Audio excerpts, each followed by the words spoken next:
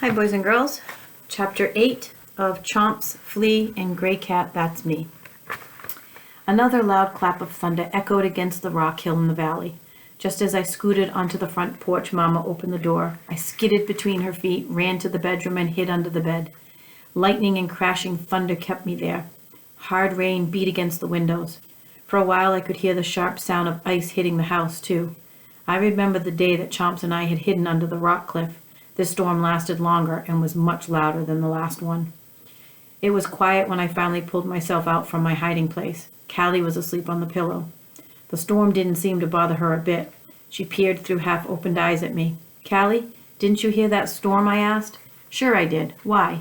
Callie opened her eyes and stretched out her front paws. "It was so loud. Didn't it scare you?" "I was safe in here in the house. It was noisy, but I wasn't worried about it." When Chomps and I got caught out in a storm, it rained so much that I almost didn't get that little dog back across the creek. Limbs, leaves, and twigs were everywhere. This storm was even more scary. I was inside, and it was really loud. The old cat closed her eyes and seemed to be asleep again. I hopped off the bed. Chomps would want to talk to me. In the office, the little dog was asleep near Mama's feet. Mama reached down and picked me up and when I rubbed against her leg.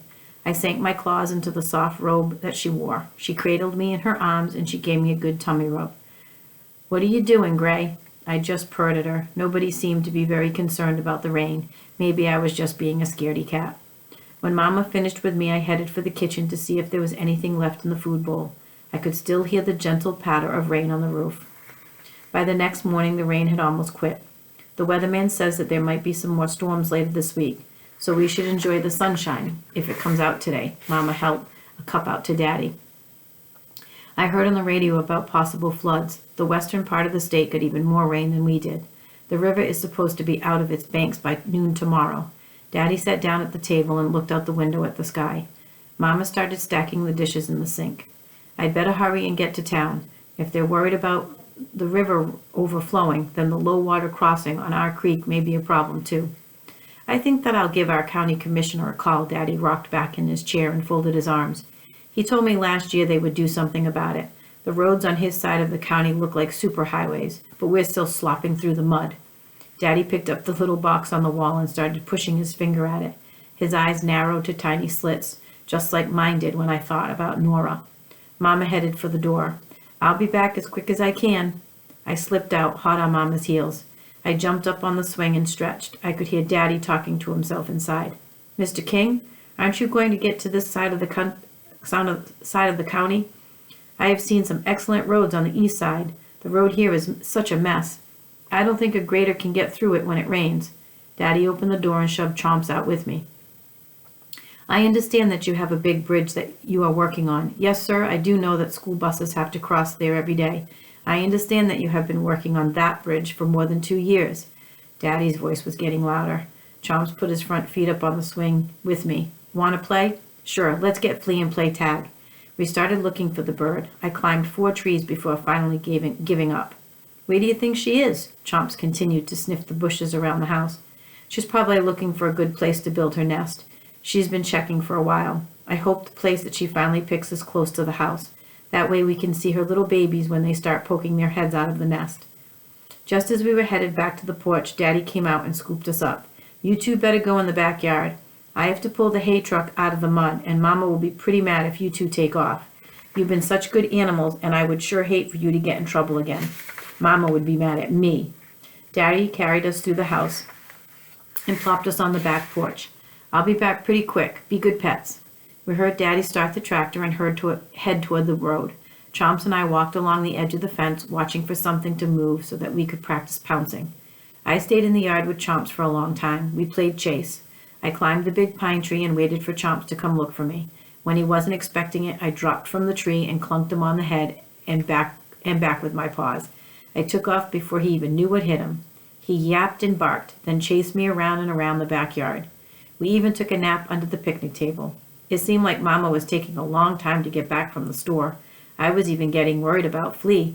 She must have found a place for her nest and was working on it already. The sun didn't come out, but it was warm and damp everywhere. I hopped over the fence and took a stroll around the place. The barn seemed quiet today. Mama Mockingbird was back in the apple tree and working on her nest. "Have you seen Flea today?" I meowed to the old bird. "She was out in the trees just north of here," the bird cheeped. "Are you going to bother her like you did me last year?" I flipped my tail. "I didn't bother you that much. Besides, I took care of Flea when she wouldn't fly away with the rest of the birds." Mama Mockingbird wove pieces of straw in and out of her nest. "Maybe so, but you make Papa Mockingbird awfully nervous when you try to look in our nest. Please stay away." I started to walk off. "I'll try to keep from climbing up, but I like to watch you little birds when they start to pop their heads out of the nest." Strolling back to the yard, I looked all around for Flea. Chomps and I would try to find her when Mama let us out later. I jumped up and grabbed the top of the gate with my front paws. I pulled myself up and balanced there for a moment. Chomps wagged his tail when he saw me. "Shouldn't Mama be home by now? I didn't get any breakfast. I'm hungry." It had been a long time since Mama left. It was hard to tell how long because the sun wasn't anywhere in the sky. I looked around.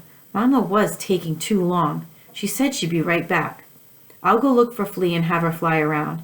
Maybe she can help us." I pulled myself back over the fence. Then I headed out north of the apple tree, where Mama Mockingbird had told me Flea was building a nest. Meowing as loud as I could, I kept calling for my friend. I finally found her in the tall oak in the middle of the woods.